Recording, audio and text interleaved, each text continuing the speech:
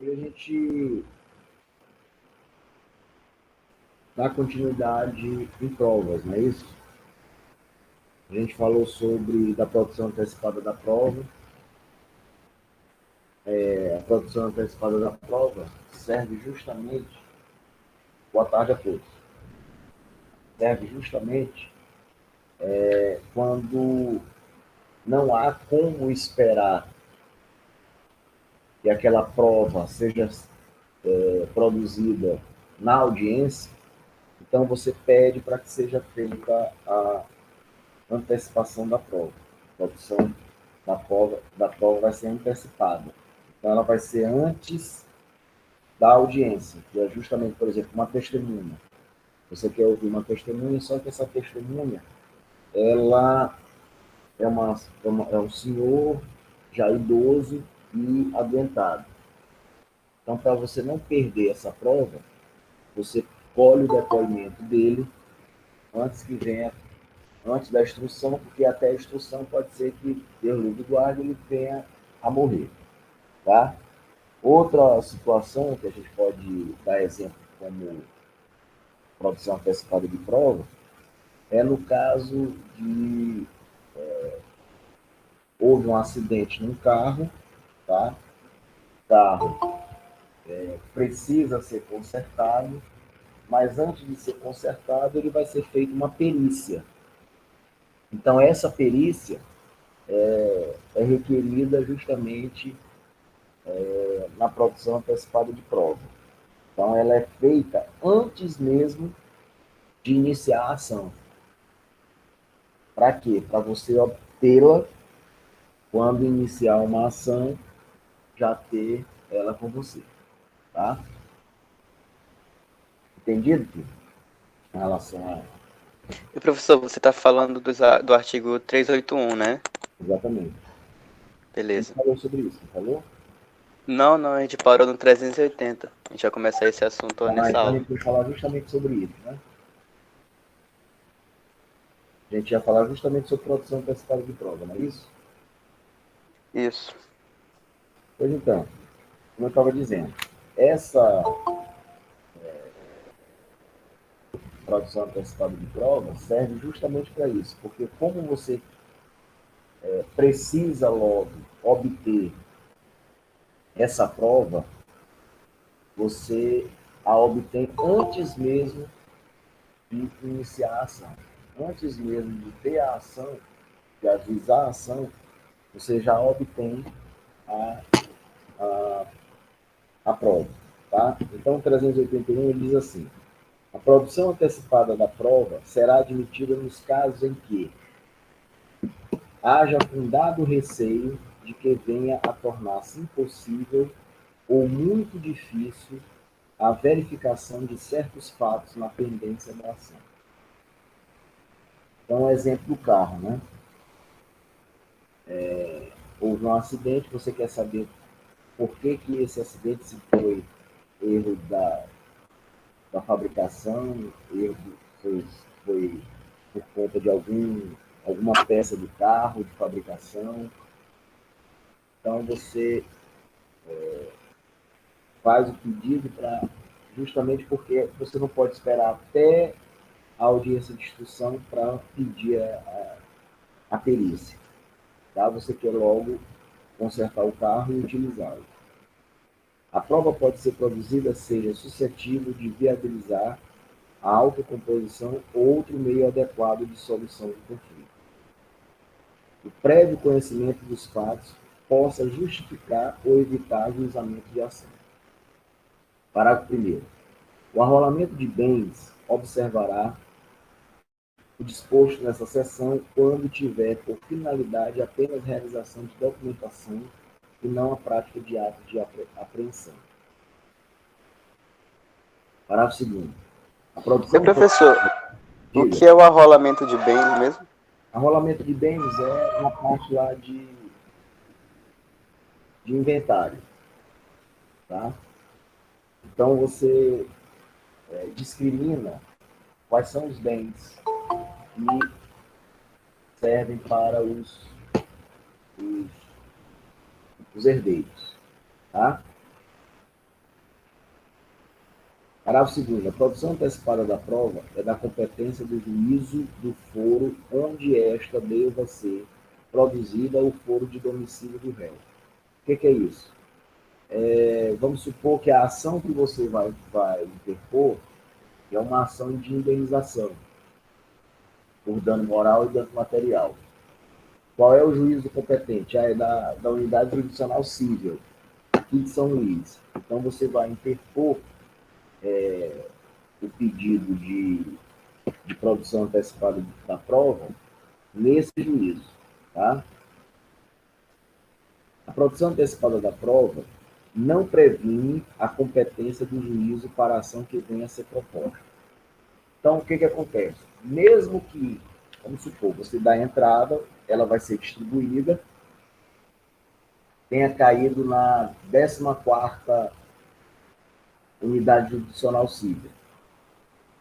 Encerrado a ação da produção antecipada de prova, quando você der entrada na ação pedindo a indenização e o dano material, aquele juízo que teve o andamento do processo da produção antecipada de prova não é prevento, tá? Então não há prevenção porque caiu lá na 14ª unidade jurisdicional.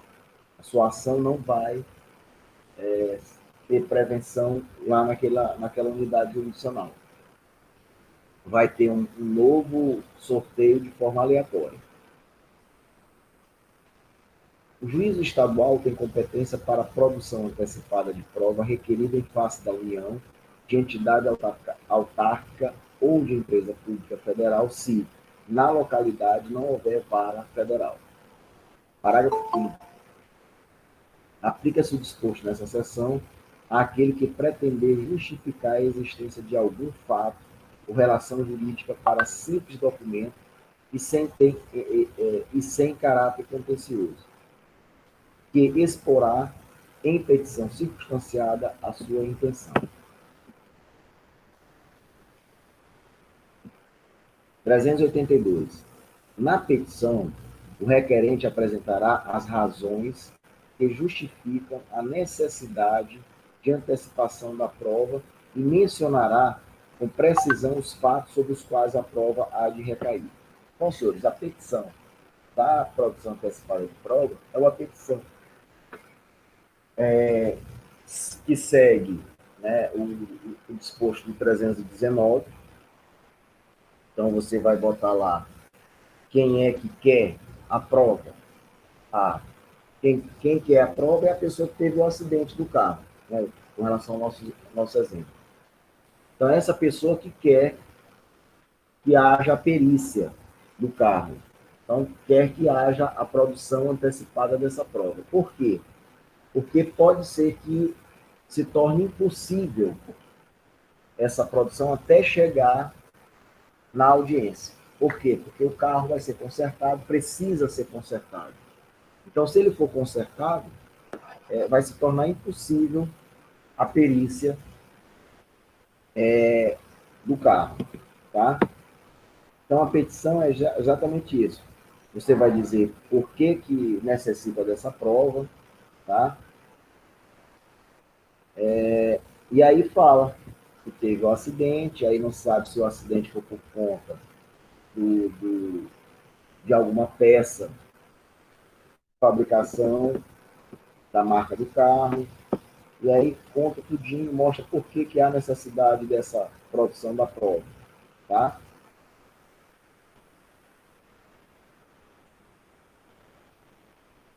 Agora, isso quando tiver caráter contencioso, tá? Parágrafo 2º. O juiz não se pronunciará sobre a ocorrência ou a inocorrência do fato, nem sobre as respectivas consequências jurídicas. O juiz ali, na realidade, ele só está para homologar a prova. Então, ele só está ali para acompanhar o pedido da prova. Então, se for testemunhal, ele vai lá fazer a pergunta, vai inquirir a testemunha, tá? Ele não vai perguntar se é importante ou se não é importante, se vai servir ou se não vai servir aquela testemunha, tá? Aquele depoimento. Ele só vai fazer, justamente para obter a prova. Os interessados poderão requerer a produção de qualquer prova no mesmo procedimento, desde que relacionada ao mesmo fato, salvo se a sua produção conjunta acarretar excessiva demora. Então, por exemplo, a pessoa que teve um acidente no carro, ela pede a perícia. A outra parte, ela pode pedir prova testemunhal, se for o caso, tá? Agora, só não vai ser deferido se o juiz entender que aquilo ali não serve e também vai trazer demora ao processo, tá? Parágrafo 4º. Neste procedimento, não se admitirá defesa ou recurso, salvo contra a decisão que indeferir totalmente a produção da prova pleiteada pelo requerente originário. Então, olha só que importante esse parágrafo 4º. Aqui está dizendo que nesse procedimento não se admitirá defesa ou recurso, salvo contra a decisão que indeferir totalmente a produção da prova pleiteada pelo requerente originário. Então, se o juiz deferir e homologar a prova, não cabe recurso. Tá? 383. Os autos permanecerão em cartório durante 1 mês para a extração de cópia e certidões pelos interessados. Parágrafo 1. Fim do prazo, os autos serão entregues ao promovente da medida. Então, no PJE já fica lá, né, todo tempo. Você pode imprimir a qualquer tempo. Agora, no físico, ficaria lá por 1 mês, justamente para você tirar prova, tirar cópia de tudo que você precisa com relação à prova, tá? Ou a outra parte também. E aí, terminou esses 30 dias, os autos vão ser entregues a quem promoveu a ação, tá? De produção antecipada de prova. Não foi justamente ele que quis, que requereu, que necessitou, então nada mais do que justo que os autos sejam entregues a ele. Tá? Senhores, pulemos aí para 385, do depoimento pessoal. Então, o que acontece? Na audiência de instrução e julgamento, às vezes é requerido que as partes deem lá o seu depoimento. Tá? Tanto a parte autora como a parte régia. E aí, meu Deus do céu, ainda tem gente entrando. Já está 15 minutos aqui falando, mas tem nego entrando. Tá, então, como eu estava dizendo, às vezes uma das partes, ou até mesmo as duas partes, elas querem ouvir o depoimento de cada uma das partes. E aí é requerido o depoimento das partes, tá? Então, o 385 até o 388 fala sobre o depoimento pessoal. Então, cabe à parte requerer o depoimento pessoal da outra parte, a fim de que esta seja interrogada na audiência de instrução e julgamento, sem prejuízo do poder do juiz de ordená-lo de ofício. Tá? Mas não vacilem. Na petição inicial, tá? Eu, pelo menos na petição inicial, eu já coloco, e é assim que deve ser, eu já coloco quais são as provas que eu quero produzir. Então, geralmente eu coloco que é o depoimento pessoal da parte, sob pena de revelia. Tá? Ou seja, eu quero ouvir a outra parte, e se ela não fizer o depoimento dela, é considerado revelia. Tá? Parágrafo 1º. Por que eu peço logo na inicial? Primeiro, porque a gente tem que pedir as provas que quer produzir, e segundo, porque pode ser que o juiz não queira ouvir as partes, tá? Porque já está lá na petição, toda a narrativa, a contestação, e aí o juiz não quer ouvir. Então, às vezes é muito interessante ouvir o depoimento das partes, tá? Principalmente, viu, senhores? Se na contestação vier uma mentira só. Então, agora mesmo no juizado, o que aconteceu? O juizado é um procedimento diferente do procedimento comum, tá? É diferente. Porque lá é um procedimento sumaríssimo.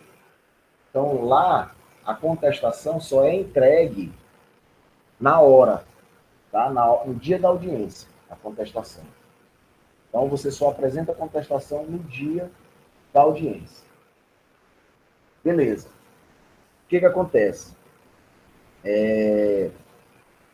A contestação, eles juntaram no dia da audiência, deu para eu dar uma olhada, porque a audiência era só 11h30, 11h15, aí eu dei uma olhada, era só mentira, só inverdades. Aí eu já disse, já botei na minha cabeça, na audiência de instrução, eu vou pedir para ouvir o depoimento da ré. Justamente para quê? Para colocar ela entre a parede. Por quê? Porque pelas mentiras a gente ia fazendo perguntas para mostrar para o juiz que aquilo tudo era mentira. Tá? Tudo aquilo era mentira. Então, às vezes o depoimento é importante. Tá?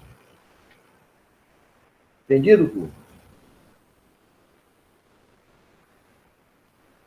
E professor, então, esse parágrafo primeiro ele é justamente sobre a parte ter o poder de dar o requerimento para ela ir lá dar o depoimento. Como é que é? Aqui, ó. Se a parte Sim. pessoalmente intimada para prestar depoimento, tal, não comparecer, aí ela tem a pena de quê? De multa? Como é? De confesso. Ou seja, como se ela estivesse afirmando o que o autor requereu. Tá? Então, se a parte pessoalmente intimada para prestar depoimento pessoal e advertida da pena de confesso não comparecer ou comparecendo, se recusar a depor, o juiz aplicar-lhe-á a pena, que é a pena de confesso. Tá? Então, Então a pena de confesso é meio que uma revelia, no caso. Tá? Tá. Como se ela estivesse aceitando o que foi narrado. Parágrafo 2º. É vedado a quem ainda não depôs assistir ao interrogatório da outra parte. Então, por isso que, geralmente, o que o juiz faz? Ele ouve a parte autora, primeiramente, tá? E aí só fica na sala os advogados, inclusive o advogado da parte contrária, e a parte contrária sai. Aí depois que vai ser ouvida a parte ré volta, e aí é ouvida. Não há necessidade da parte autora sair, porque ela já fez o seu depoimento, tá? E não vai dar mais depoimento nenhum. Parágrafo 3º. O depoimento pessoal da parte que residir em comarca, seção ou subseção judiciária diversa daquela onde tramita o processo, poderá ser colhido por meio de videoconferência ou outro recurso tecnológico de transmissão de sons e imagens em tempo real, que poderá ocorrer, inclusive, durante a realização da audiência de instrução de julgamento. Hoje, tudo está mais facilitado, né? Principalmente agora, pós-pandemia. As pessoas aprenderam realmente a usar as videoconferências, né? Os mecanismos de videoconferência. Tem Zoom, tem Google Meet, que para mim é o melhor, e tem outros. além desses dois. Quando a parte, sem motivo justificado, deixar de responder ao que lhe foi perguntado ou empregar evasivas, evasivas vagas, tá? O juiz, apreciando as demais circunstâncias, os elementos de prova, declarará na sentença se houve recusa de depor. Artigo 387. A parte responderá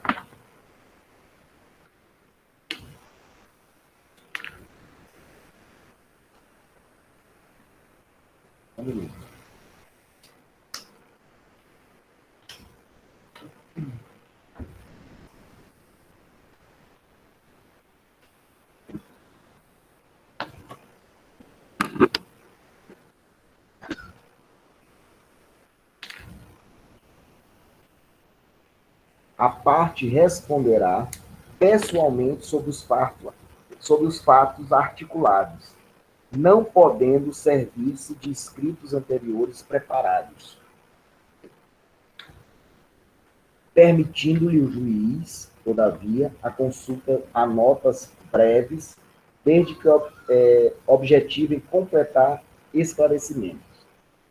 Então, as partes elas não podem levar o seu depoimento escrito, tá?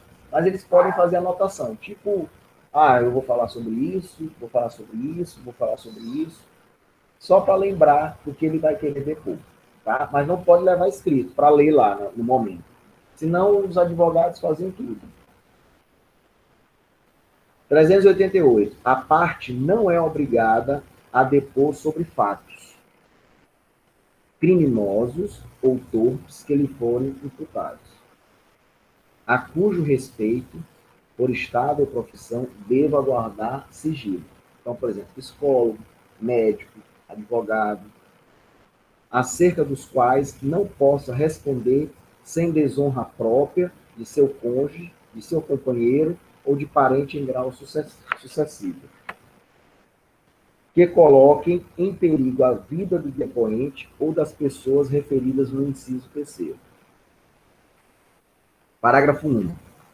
Esta disposição não se aplica às ações de Estado e de família. Professor, o senhor pode dar um exemplo sobre esses incisos? Sobre o quê?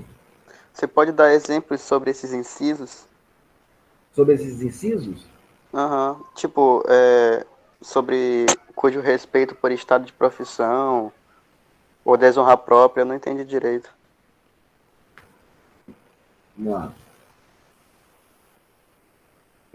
Por exemplo, foi dito que ele furtou, foi dito que ele roubou, ele não precisa dizer a respeito disso para se incriminar. Tá? Por estado ou profissão, deva guardar sigilo. Então, o psicólogo, quando ele ouve, o psicólogo, o psiquiatra, quando ele ouve a pessoa, ele não tem que abrir para ninguém. Tá? O advogado, a mesma coisa. O contador, a mesma coisa. Tá? Então, a profissão possibilita que ele fique na dele. Ele não precisa falar a respeito. Mas, professor, rapidão, sobre essa parte, ela é só sobre a parte réu autora ou ela é sobre testemunha também? Testemunha também. Testemunha também, né? Mas testemunha a gente vai lá mais para frente. Uhum. Acerca dos quais não possa responder sem desonra própria. Então, perguntas que vão lhe trazer constrangimento para ele, para a esposa ou para qualquer parente. Então, ele também não precisa relatar os fatos. Que coloque em perigo a vida do depoente ou das pessoas referidas no inciso terceiro. Também ele não precisa depor a respeito de fatos que possam trazer consequências de perigo de vida para ele. Beleza? Beleza, beleza.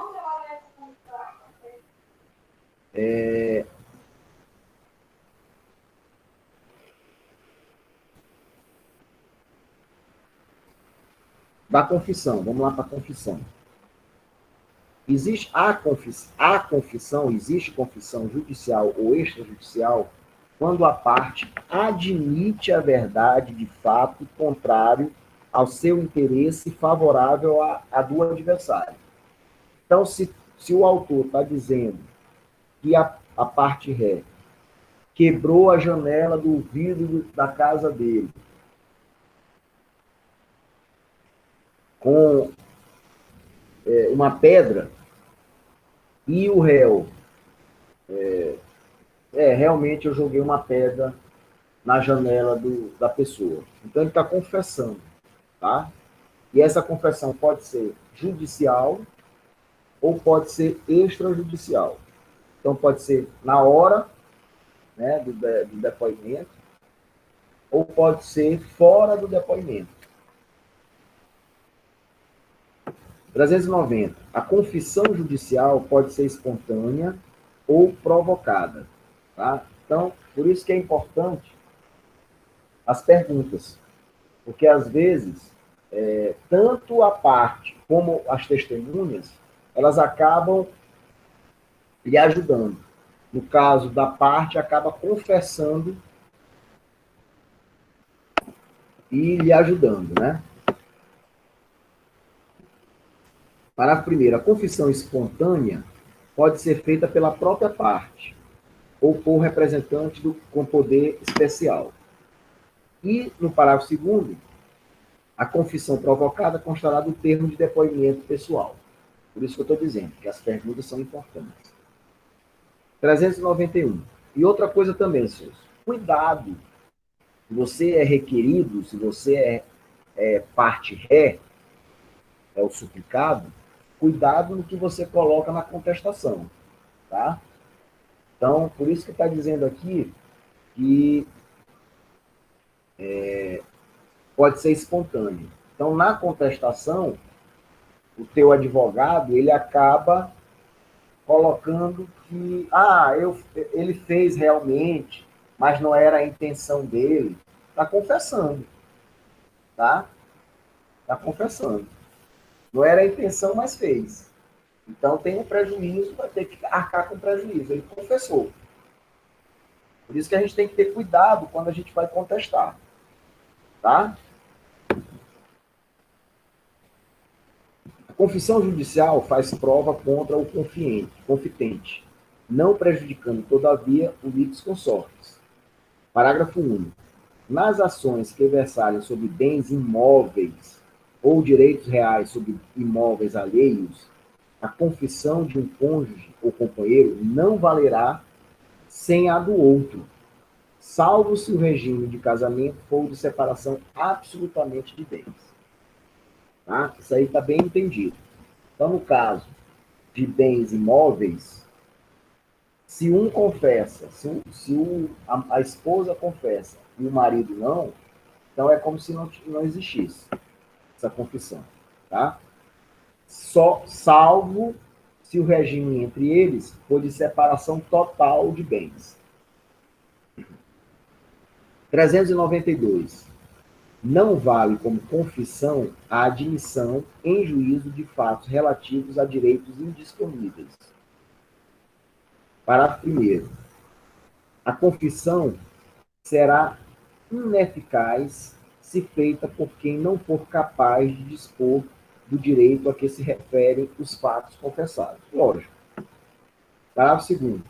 A confissão feita por um representante somente é eficaz nos limites em que este pode vincular o representado. Então, por exemplo, eu mando um representante da pessoa jurídica, da empresa. Ele só pode confessar se a procuração lhe der esses poderes, se o ato constitutivo lhe der esses poderes. Tá? 393. A confissão é irrevogável, mas pode ser anulada se decorreu de erro de fato ou de coação. Vocês já viram isso, erro de fato e de coação. Parágrafo 1º. A legitimidade para a ação prevista no caput é exclusiva do confitente e pode ser transferida a seus herdeiros se ele falecer após a propositura. Que ação é essa? A ação anulatória. Tá?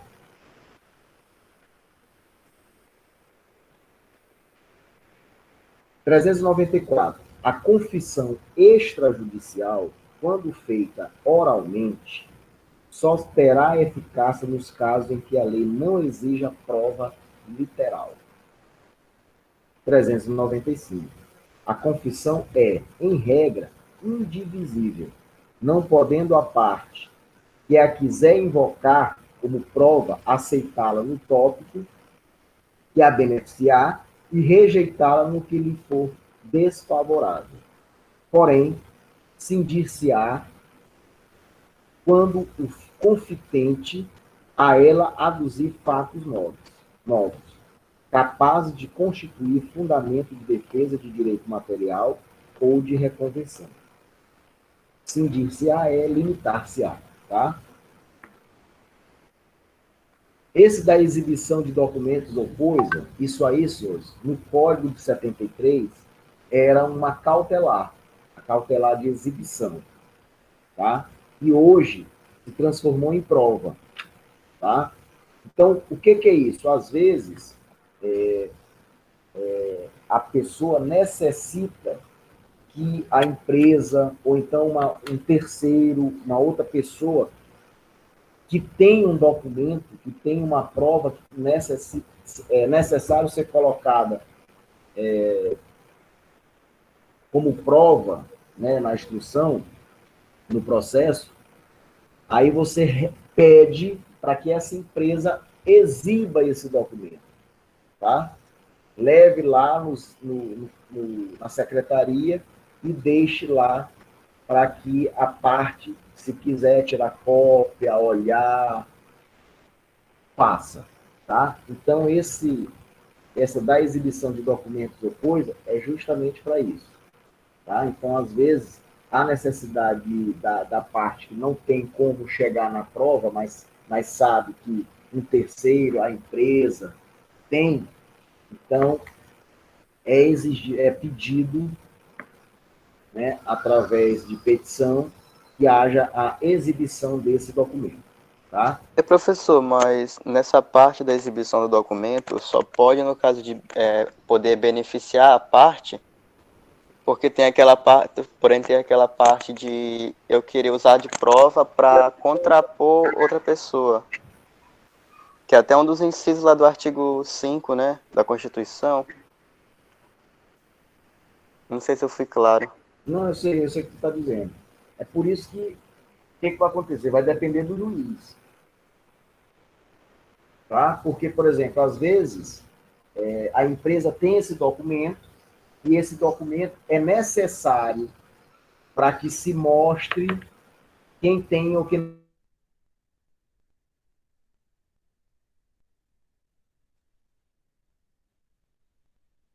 uma Vivo, uma Oi, tá? Eles têm condições de verificar quem fez a ligação para ti, tá? De repente a Oi não tem nada a ver com o processo que tu queres entrar. Queres só descobrir quem foi que fez o trote, quem foi que mandou uma mensagem para ti. Aí tu entra com um pedido de exibição para a Oi. Tá? E aí o juiz vai mandar que ela faça a exibição do documento dizendo que nesse dia, nessa hora, quem foi que fez a ligação, qual foi o número, entendeu? É mais para isso. Então ela é mais para esclarecer os fatos, né? Não necessariamente acusar ou... Não. Tá. Na realidade, é mais para mostrar que quem foi que fez determinada ação. No caso do nosso exemplo, só a Oi pode saber quem fez a ligação naquela hora. Tá? Porque usou linha telefônica da Oi. Então, eles têm condições de descobrir quem foi. É só falar qual foi a hora. Não tem aquele negócio de artista que mandam mensagem ameaçando, não sei o quê. Aí pede justamente isso aí, a exibição. Aí a empresa Oi, que não tem nada a ver com a situação, apresentar o documento.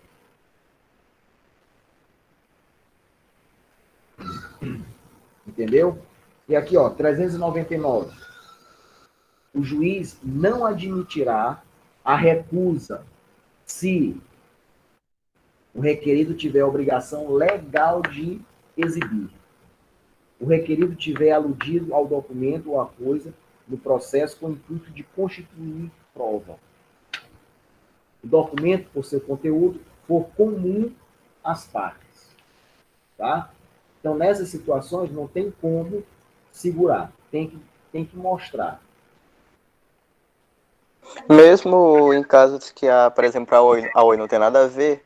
404, olha aqui. A parte e o terceiro se escusam de eximir, ou seja, se desculpam de eximir, em juízo, o documento ou a coisa se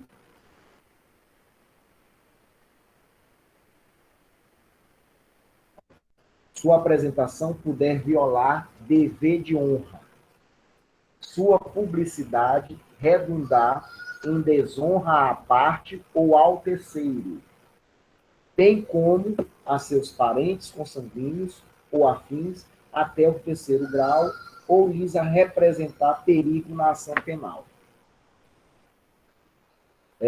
Sua exibição acarretar a divulgação de fatos a cujo respeito, por estado ou profissão, devam guardar segredo.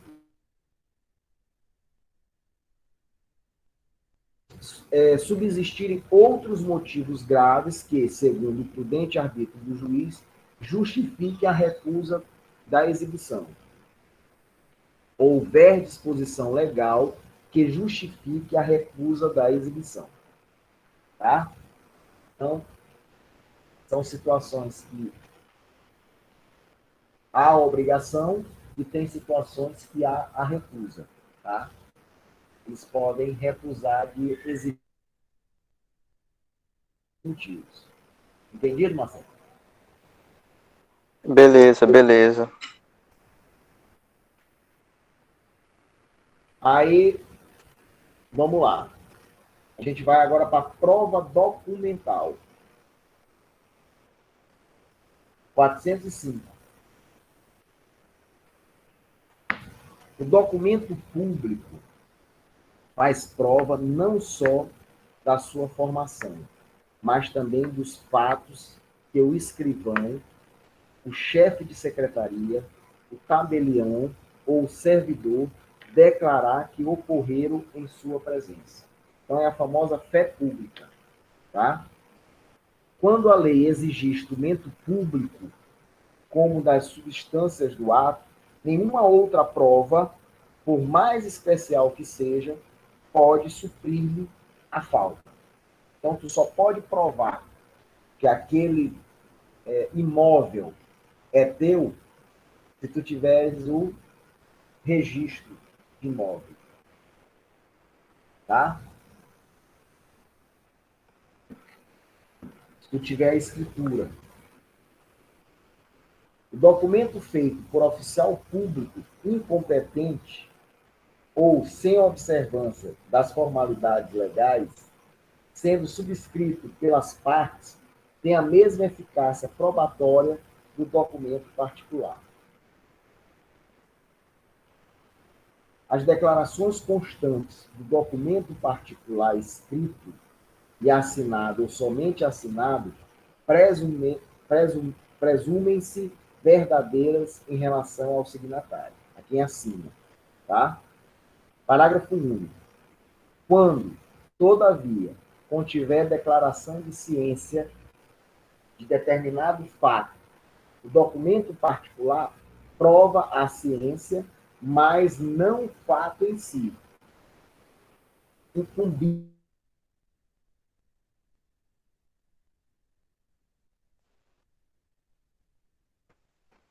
a data do documento particular, quanto a seu respeito surgir dúvida ou impugnação entre os litigantes, provar-se-á por todos os meios de direito. Parágrafo único. Em relação a terceiros, considerar-se-á datado o documento particular no dia em que for registrado, desde a morte de algum dos signatários, a partir da impossibilidade física que sobreveio a qualquer dos signatários, da sua apresentação em repartição pública ou em juízo, do ato ou do fato que estabeleça de modo certo a anterioridade da formação do documento. 410. Considera-se autor do documento particular aquele que o fez e o assinou. Ele foi aquele que, mandando compô-lo, não o firmou porque, conforme a experiência comum, não se costuma assinar, como os livros empresariais e assentos domésticos. 411. Considera-se autêntico o documento quando o tabelião reconhecer a firma do signatário, a autoria estiver identificada por qualquer outro meio legal de certificação, inclusive eletrônico, nos termos da lei, não houver impugnação da parte contra quem for produzido o documento. 412. O documento particular de cuja autenticidade não se duvida prova que o documento particular de cuja autenticidade não se duvida prova que o seu autor fez a declaração que lhe é atribuída. Parágrafo 1. O documento particular admitido expressa ou tacitamente é indivisível, sendo vedado à parte que pretende utilizar-se dele, aceitar os fatos que lhe são favoráveis e recusar os que são contrários aos seus interesses, salvo se provar que estes não ocorreram. O telegrama, o radiograma ou qualquer outro meio de transmissão tem a mesma força probatória do documento particular se o original constante da estação expedidora tiver sido assinado pelo remetente. Parágrafo 1. A firma do remetente poderá ser reconhecida pelo tabelião, declarando-se essa circunstância no original depositado na estação expeditora. A firma, senhores, quer dizer assinatura, tá? O telegrama ou radiograma presume-se conforme com o original, provando as datas de sua expedição e de seu recebimento pelo destinatário. As cartas e os registros domésticos provam contra quem o escreveu quando denunciam o recebimento de um crédito, contém anotação que visa suprir a falta de título em favor de quem é apontado como credor, expressam conhecimento de fato para os quais não exigem determinada prova. 416. A nota escrita pelo escritor em qualquer parte do documento representativo de obrigação, ainda que não assinada, faz coisa em benefício do devedor. Parágrafo 1. Aplica-se essa regra tanto para o documento que o credor conservar em seu poder, quanto aquele que se achar em poder do devedor ou de terceiro. Os livros empresariais provam contra seu autor, sendo lícito ao empresário, todavia, demonstrar por todos os meios permitidos em direito que os lançamentos não correspondem à verdade dos fatos. Os livros empresariais que preencham os requisitos exigidos por lei provam a favor de seu autor no litígio e entre empresários. 419. A escrituração contábil é indivisível e, se dos fatos que resultam dos lançamentos, uns são favoráveis ao interesse do seu autor e os outros são contrários, ambos serão considerados em conjunto como nulidade. 420.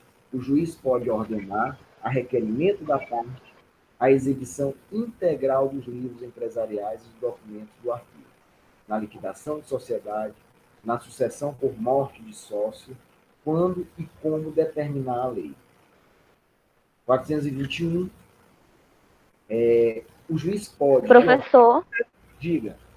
explica melhor esse artigo anterior. O juiz pode ordenar, a requerimento da parte, a exibição integral dos livros empresariais e dos documentos arquivados. O que acontece? As empresas, elas têm lá os livros de anotações contábeis, tá? E aí, o que acontece?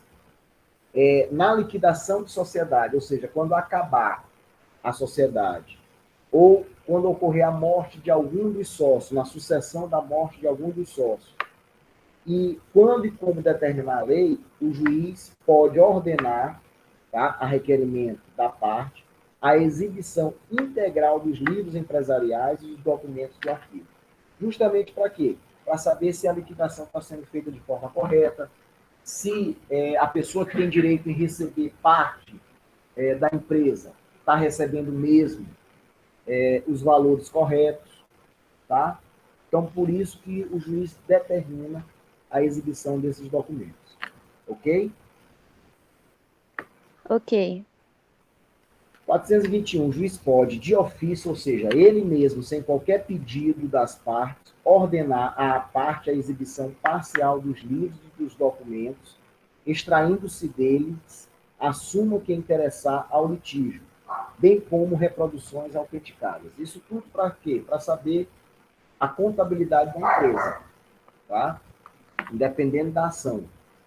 Qualquer reprodução mecânica, como a fotografia, a cinematografia, a fonografia ou de outras espécies, tem aptidão para fazer prova dos fatos ou das coisas representadas, se a sua conformidade com o documento original não for impugnada por aquele contra quem for produzido. Então, senhores, a gente tem que ter cuidado. Isso aqui é mais para a época de foto. Só um minutinho, senhores. Então, por exemplo, gravações, fotografia. Então, o que é que você tem que fazer? Porque se houver a impugnação da cópia, tá,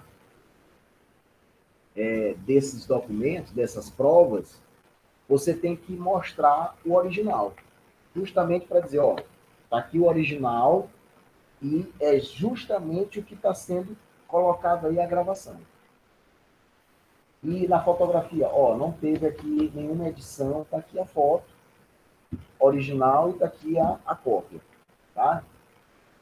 Em celular, quando você tira a foto em celular, hoje, em celular, não tire do seu celular a foto que você fez juntada nos autos, tá? Por quê? Porque se por acaso a outra parte disser, não, essa foto aí foi editada, não é bem assim, aí você, excelência, está aqui a prova, está aqui a foto originária, está aqui no meu celular. Ou então, em máquina hoje, nem essa máquina é usada mais.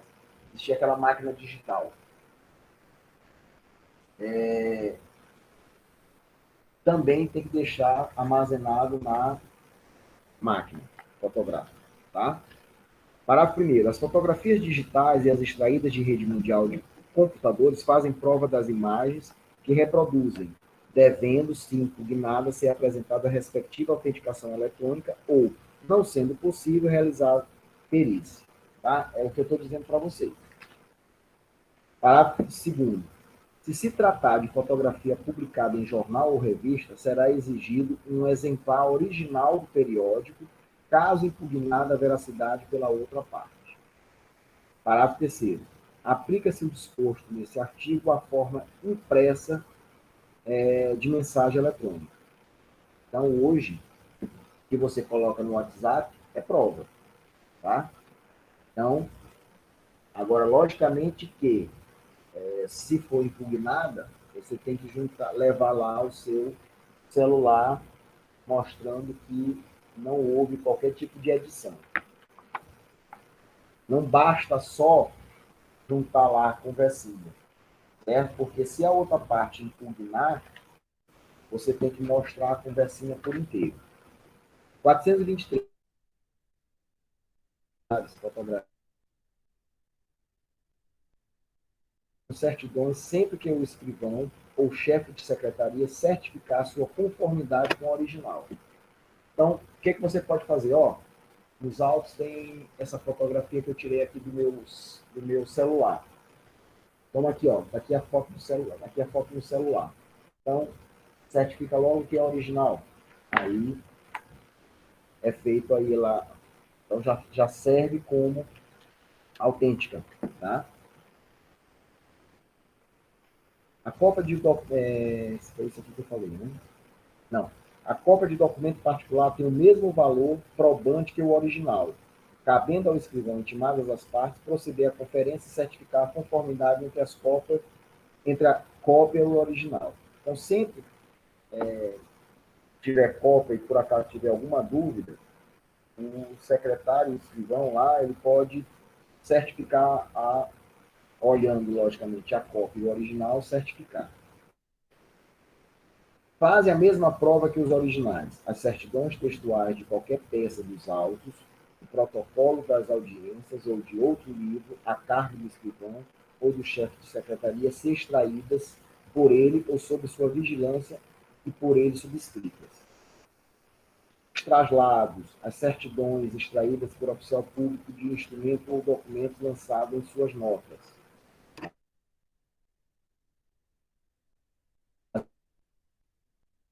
Ou conferidas em cartório com respectivos originais.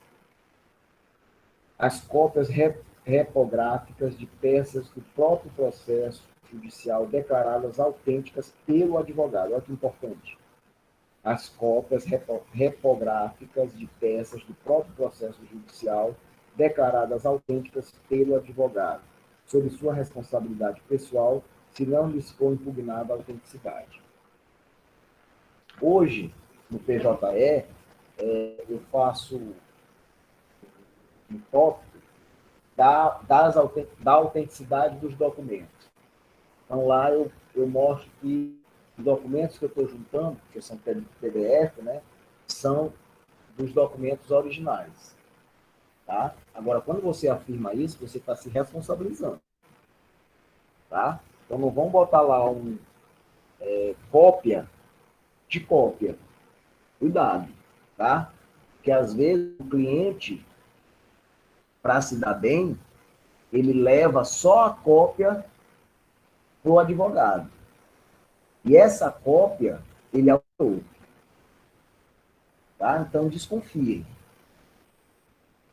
Peçam para levar o original para você mesmo xerocar. Tá? Ou então para conferir a xerox que ele levou. Tenham cuidado.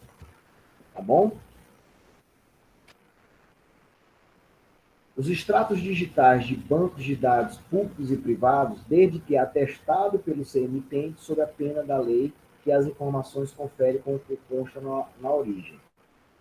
As reproduções digitalizadas de qualquer documento público ou particular, quando juntadas aos autos pelos órgãos da Justiça e seus auxiliares, Ministério Público e seus auxiliares, pela Defensoria Pública e seus auxiliares, pelas procuradorias, pelas repartições públicas em geral e por advogados, ressalvada a alegação motivada e fundamentada de adulteração.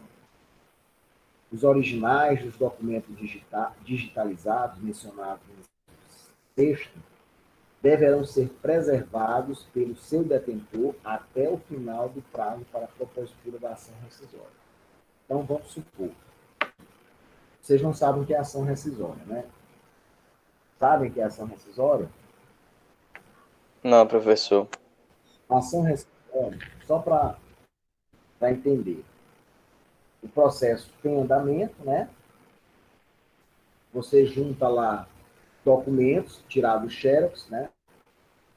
Ou PJE PDF, tudo lá está nos autos, conforme original, tá?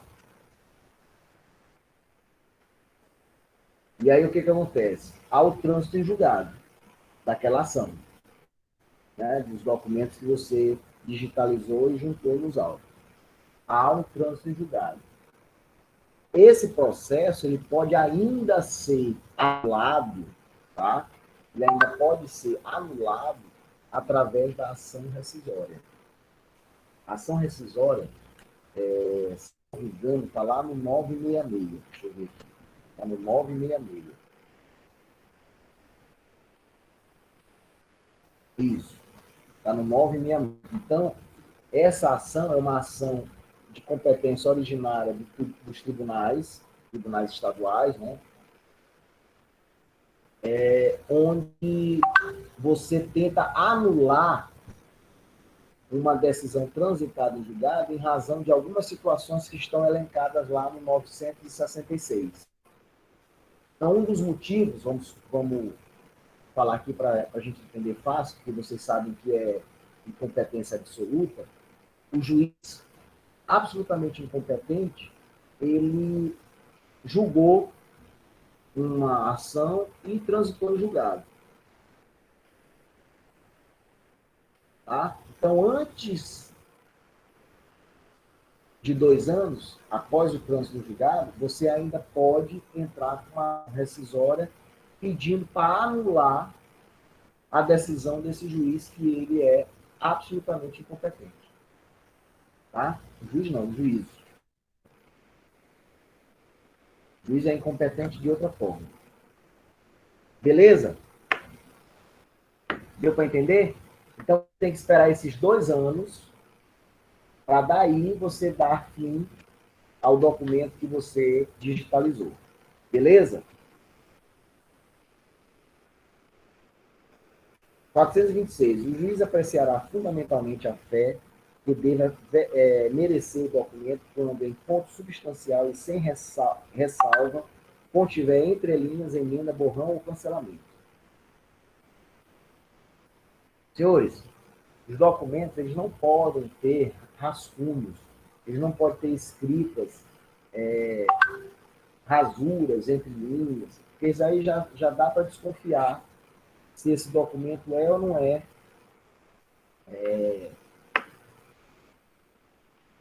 original, se é ou não é válido, se não é falso, tá? Então, cabe ao juiz verificar justamente isso. Cessa a fé do documento público ou particular, sendo-lhe declarada judicialmente a falsidade. Parágrafo único. A falsidade consiste em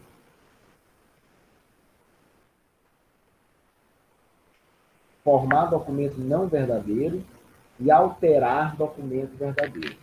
Então, esse documento falso é isso, tá?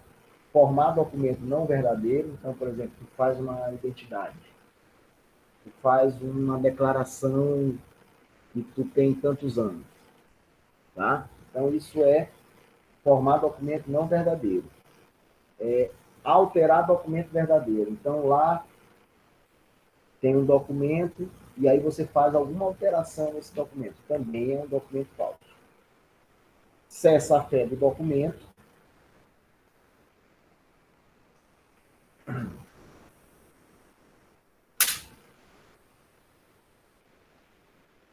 Matei uma praga aqui.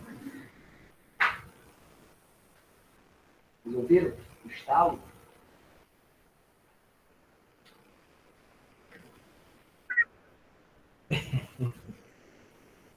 Então, cessa a fé do documento particular quando for impugnada sua autenticidade e enquanto não se comprovar sua veracidade.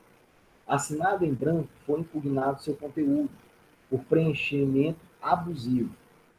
Parágrafo único.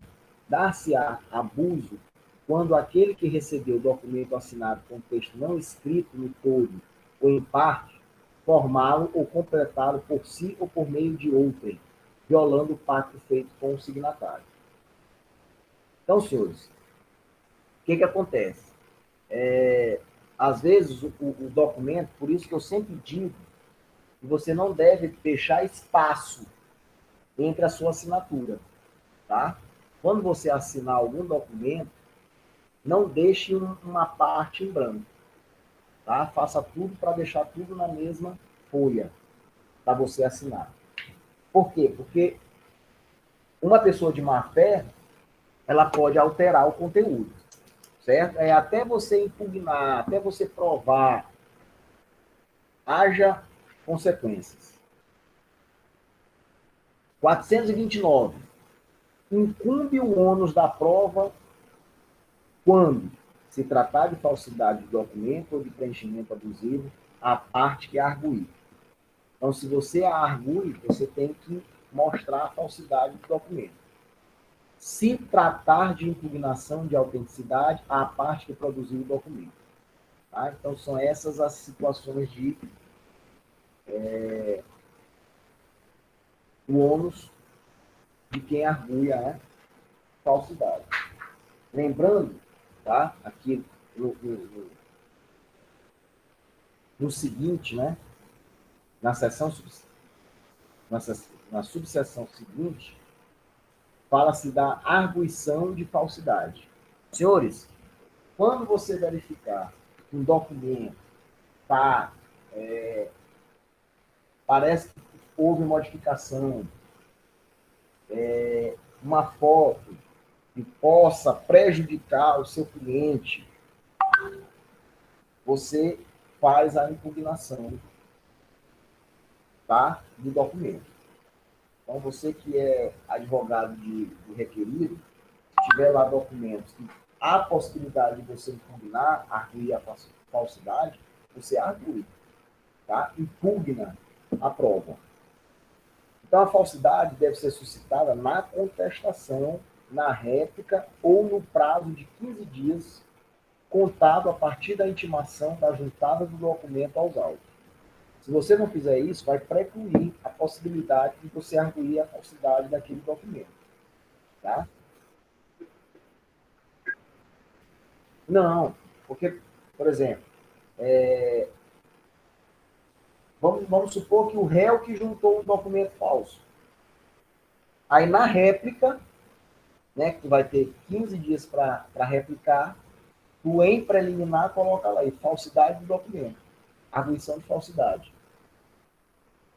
Aí tu explica que a foto foi alterada, que a foto não é original, tal, entendeu? Ou então qualquer outro documento.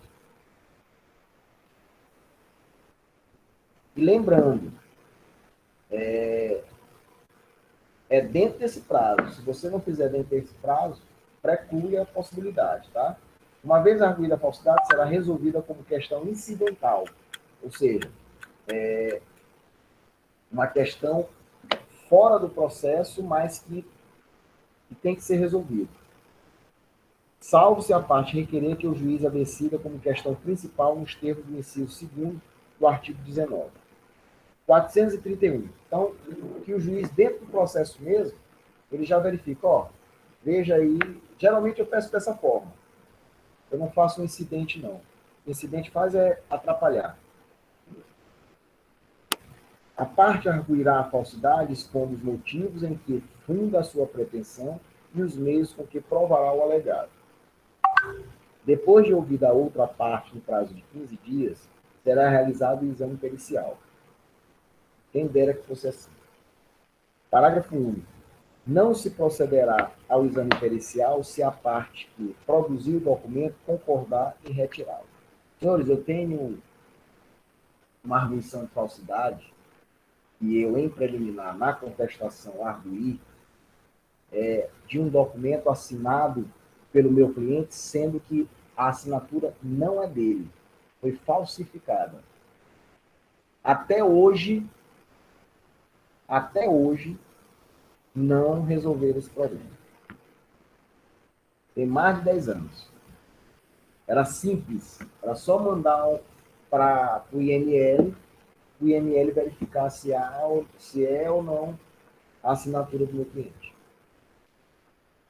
A declaração sobre a falsidade do documento, quando suscitada como questão principal, constará da parte dispositiva da sentença, sobre ela incidirá também a autoridade da coisa julgada.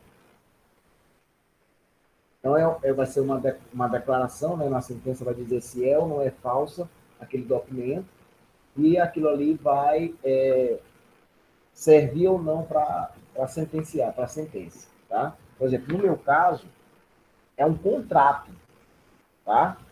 onde é um contrato de financiamento onde tem a assinatura do meu cliente, onde ele não assinou.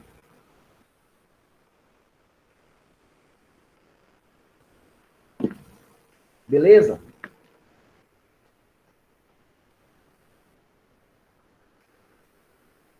Vamos lá. Vamos para a produção de documento, né? Incumbe à parte instruir a petição inicial ou a contestação com os documentos destinados a provar suas alegações. A gente já tinha até conversado. Parágrafo 1. Se o documento consistir em reprodução cinematográfica ou fonográfica, a parte deverá trazê-lo nos termos do caput, mas sua exposição será realizada em audiência, intimando-se previamente as partes.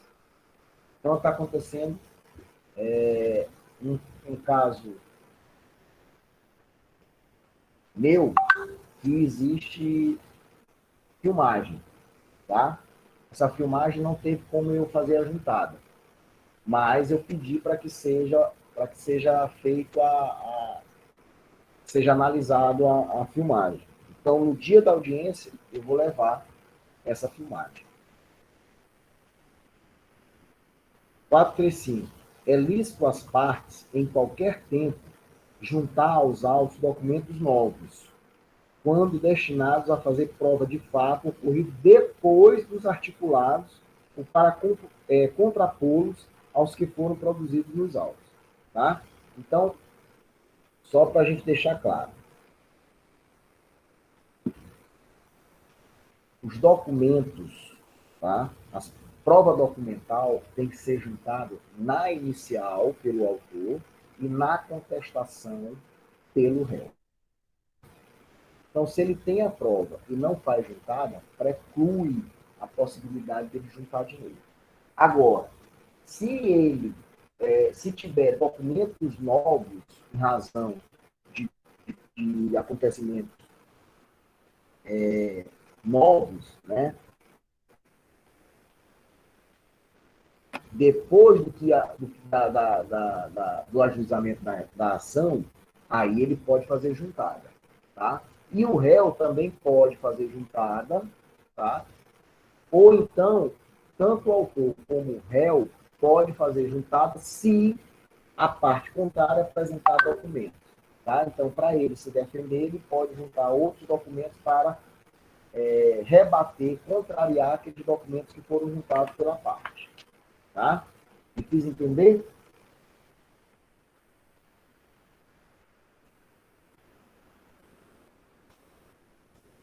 Vamos lá.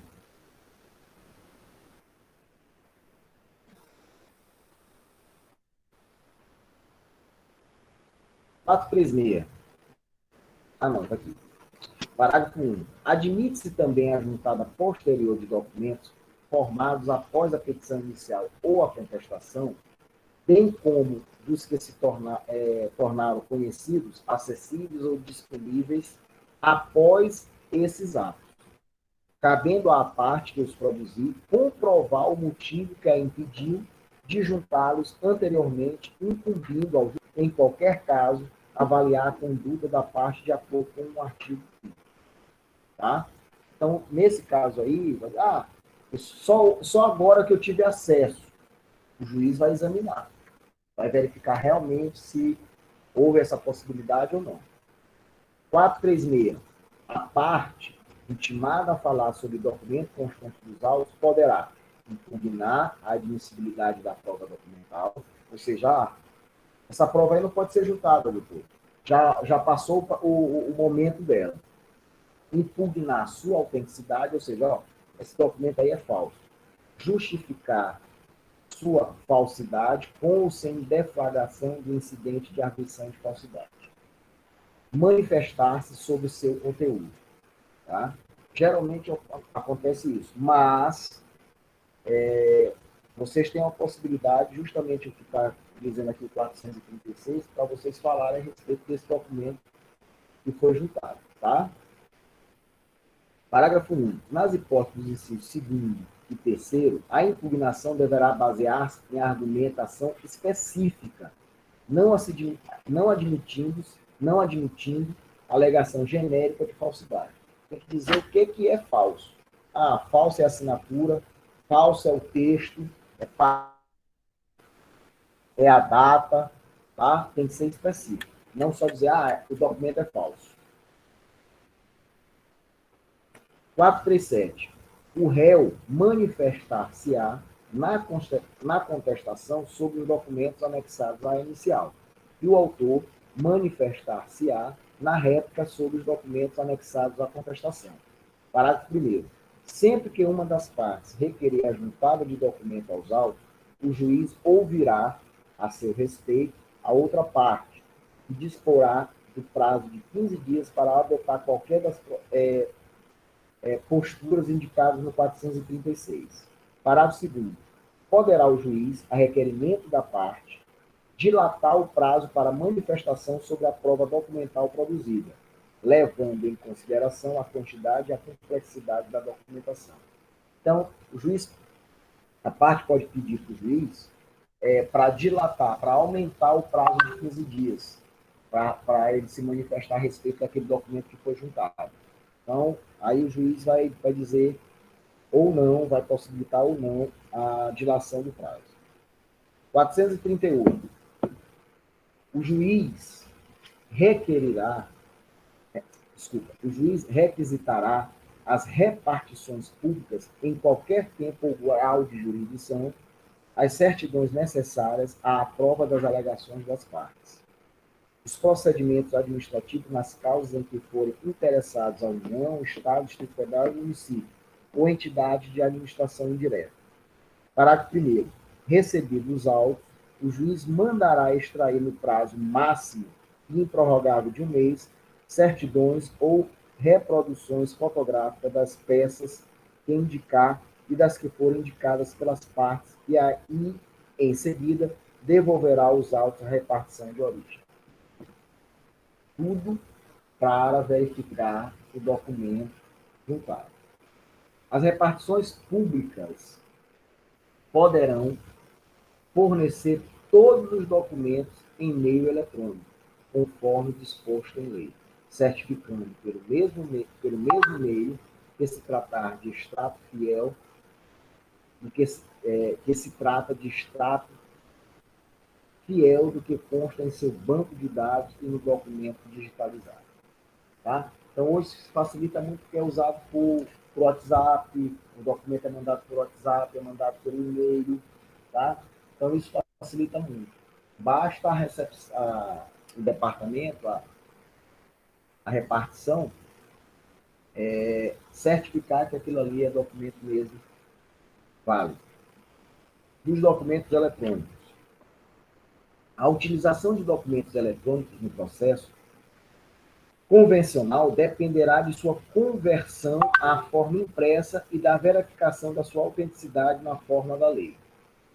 Senhores, hoje, tá, esses documentos eletrônicos, eles são transformados em PDF e são juntados aos autos. Tá? Se fosse físico, aí sim, você tinha que imprimir para fazer a juntada nos autos físicos. Só que hoje, praticamente, tudo é eletrônico. O juiz apreciará o valor probante do documento eletrônico não convertido, assegurado às partes o acesso ao seu teor. Serão admitidos documentos eletrônicos produzidos e conservados com observância da legislação específica. Porque hoje a gente vê muito em site, por exemplo, eu mesmo estou juntando um monte de documentos, por exemplo, boleta de pagamento. O próprio site da empresa, ela fornece. Então lá também vai dizer se a pessoa está devendo. Aí você não precisa digitalizar, já vem em PDF. Tá? No eletrônico, você já faz a juntada. Se fosse físico, você tem que imprimir, tá? E aí, se por acaso o juiz precisar verificar, aí você entra no site e mostra lá que o documento encontra-se no site. Beleza?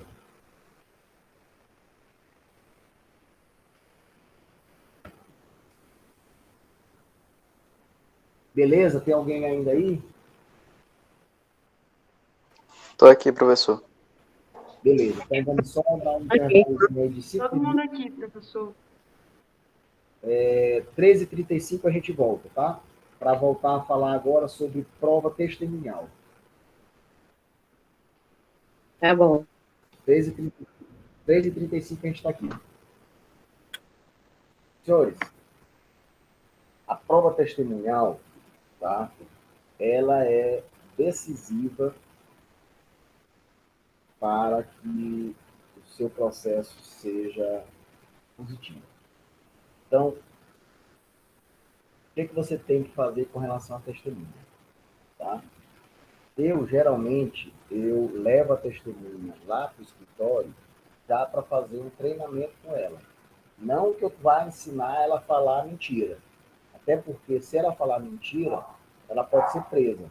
Tá? Ela pode ser processada criminalmente. Então, em razão disso, você só tem que explicar a situação e mostrar para a testemunha o que ela deve se ater, em que ela deve se ater, o que ela deve falar, para não ficar falando muita coisa e na hora não falar nada. Tá? Então é interessante você conversar com a testemunha para que ela vá no dia da audiência até mais tranquila. Tá? Então é interessante você fazer isso antes da audiência. Então você vai conversar com a testemunha, quando chegar no dia da audiência, ela já tem uma noção do que ela vai falar. Tá? Então é interessante você fazer isso. Não há nenhum tipo de problema você fazer isso. Tá? O que você não pode fazer é pedir para a testemunha mentir. Isso aí não. Tá? Até porque ela pode ser presa. Então vamos lá. A prova testemunhal é sempre admissível, não dispondo a lei de modo diverso. O juiz indeferirá a inquirição de testemunhas sobre fatos já aprovados por documento ou confissão da parte, que só por documento ou por exame pericial puderem ser provados. Tá? Então, a testemunha ali, na realidade, ela está para fazer o seu depoimento, seu testemunho, com relação a fatos. Tá? Com relação a documentos, não tem porquê. Com relação à perícia, não tem porquê. Tá? A testemunha está ali para falar a respeito de fatos. Ah, sim, realmente eu vi o vizinho jogando uma pedra lá na janela. Foi ele que jogou, eu vi. No momento que ele pegou a pedra e jogou. Tá? Mas ele não vai falar sobre outra coisa, sobre os fatos. Nos casos em que a lei exige prova escrita da obrigação, é admissível a prova testemunhal quando houver começo de prova por escrito emanado da parte contra a qual se pretende produzir a prova.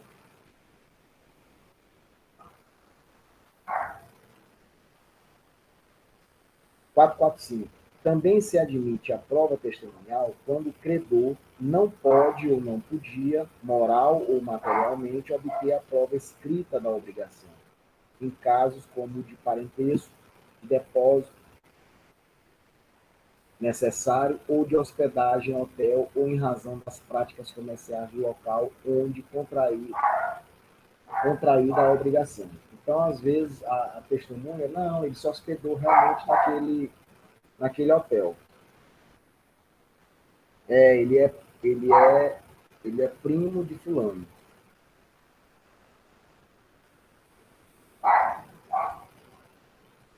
Quatrocentos e 46.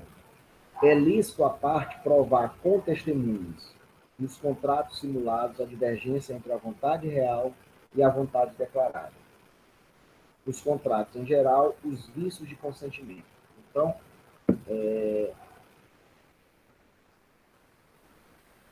isso aqui tudo é vício de consentimento, né? Então, para você provar, tem que ser através de testemunhas. Não, ele queria era isso. Não era, a intenção dele era isso, não isso. Não, ele foi coagido. Não, ele foi forçado a assinar o contrato. Podem depor como testemunha todas as pessoas, exceto as incapazes, impedidas ou suspeitas. Então, são incapazes o interdito por enfermidade ou deficiência mental, o que, acometido por enfermidades ou retardamento mental, ao tempo em que ocorreram os fatos, não podia discerni-los, ou ao tempo em que deve depor, não está habilitado a transmitir as percepções. Que tiver menos de 16 anos, o cego e o surdo, quando a ciência do fato depender dos sentidos que eles faltam. Então, o cego não pode dizer que viu a pessoa pegando a pedra e jogando na janela do vizinho. São impedidos o cônjuge, o companheiro, o ascendente, o descendente, em qualquer grau, e o colateral até o terceiro grau, de alguma das partes por consanguinidade ou afinidade, salvo se o exigir o interesse público ou tratando-se de causa relativa ao estado da pessoa, não se puder obter de outro modo a prova que o juiz repute necessária ao julgamento do mérito. Então, pode ser que o filho, em relação à interdição do pai, sirva como testemunha, tá? Ou qualquer outro parente, esposa, que é parte na causa. O que intervém em nome de uma parte como tutor, representante legal da pessoa jurídica, o juiz, o advogado e outros que assistam ou tenham assistido as partes. São suspeitos, inimigo da parte ou seu amigo íntimo, que tiver interesse no litígio. Parágrafo 4º. Sendo necessário, pode o juiz admitir o depoimento das testemunhas menores, impedidas ou suspeitas. Tá? Os depoimentos referidos no parágrafo 4º serão prestados independentemente de compromisso. O juiz lhe atribuirá o valor que possam merecer. Então, vamos lá. As testemunhas são importantes, a gente já viu. Pode ser qualquer pessoa. Tá? Agora, existem os impedidos, os suspeitos e os impossibilitados, os incapazes, no caso. Tá? Esses não vão ser testemunhas, mas eles podem ser ouvidos pelo juiz. Tá? Então, nesse caso aí, eles não vão ter força de testemunha, mas o juiz ainda assim vai ouvi-los. Tá? E aí o juiz vai verificar qual é a força, qual é o valor desse depoimento, desse depoimento dessas pessoas. Tá? Agora, vamos lá. Quando você estiver na audiência de instrução e julgamento, certo? E por acaso a testemunha, você verificar ou ela é impedida ou ela é suspeita, tá? Você tem que arguir essa suspeição ou esse impedimento. Então, como é que você faz isso? Quando o juiz fala o nome da pessoa, tá? Está lá falando o nome da pessoa, da testemunha, qualificando, você tem que, nesse momento, contraditar a testemunha. Então, contraditar é mostrar para o juiz que ela é impedida, é incapaz ou é suspeita para que ela sirva como testemunha. Tá? O incapaz dá para o juiz perceber, mas o impedido ou o suspeito, quem tem que ficar verificando é a parte contrária. Porque a parte contrária que vai o quê? Que vai arguir, vai contraditar a testemunha. Certo? Então, no caso aí, você contraditando a testemunha, o juiz vai ouvir a outra parte, por que não deve ser aceita a contradita da testemunha, tá? E aí depois o juiz, na mesma hora, ele decide a respeito se aquela testemunha vai ser ouvida como testemunha ou só vai ser ouvida, tá? Então, importante isso, viu, Tudo? Pô, Que na hora o juiz que ele vai decidir se ela vai ser ouvida como testemunha ou se só vai ser ouvida, qual seria a diferença no caso? não, porque daí ela não vai ter o valor de testemunha. Não vai ter tanto valor como se fosse uma testemunha, tá? Ela não é mais, não vai ser mais ouvida como o valor de uma testemunha, tá? Ela pode até ser ouvida pelo juiz, mas não vai ser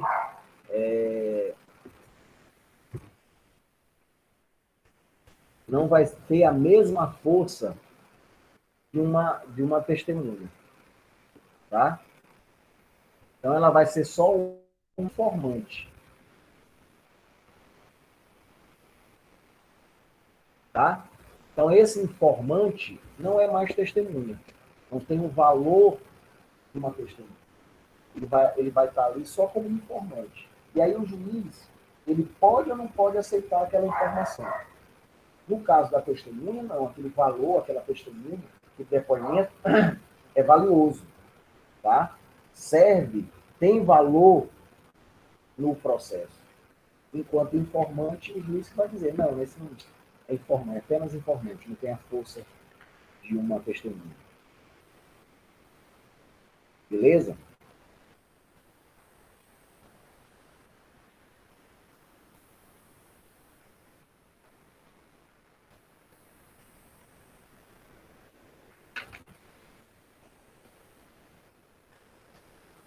Ó, os depoimentos referidos no parágrafo 4º, são só os informantes, né? Serão prestados independentemente de compromisso. Ou seja, é tão assim que não tem nem compromisso, porque a testemunha, o juiz, antes de começar, ele diz, ó, você está aqui para falar a verdade, somente a verdade, nada mais que a verdade. Se você vier com alguma mentira ou não se justificar em não querer responder, você pode ser processado criminalmente. Já o informante, não. O informante nem prestar compromisso, ele presta. Tá? 448. A testemunha não é obrigada a depor sobre fatos que lhe acarretem grave dano, bem como ao seu cônjuge ou companheiro e aos seus parentes consanguíneos ou afins em linha reta ou colateral até o 3º grau, a cujo respeito, por estado e profissão, deva guardar esse sigilo. E aí, Marcelo? Então, eu, como advogado, se eu sou testemunha, se aquela pessoa é meu cliente, eu não posso falar a respeito de determinadas situações. Se o E, professor, Oi. é a mesma situação também do jornalista, né? Exatamente. O jornalista ele não é obrigado a informar quem é a fonte dele. Tá? Então, são esse tipo de coisa, por conta da profissão dele, ele pode se excusar. Salvo disposição especial em contrário, as testemunhas devem ser ouvidas na sede do juízo. Parágrafo 1.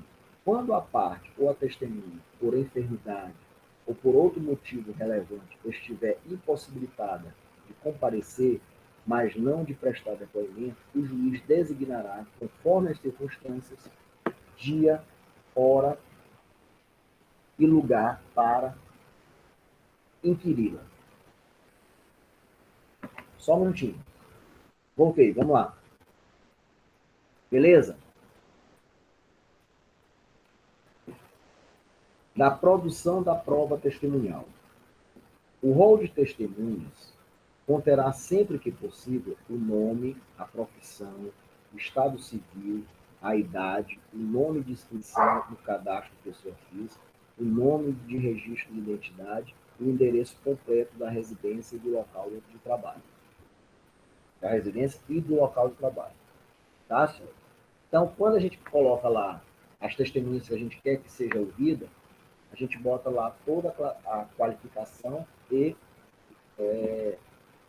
o nome completo. 451.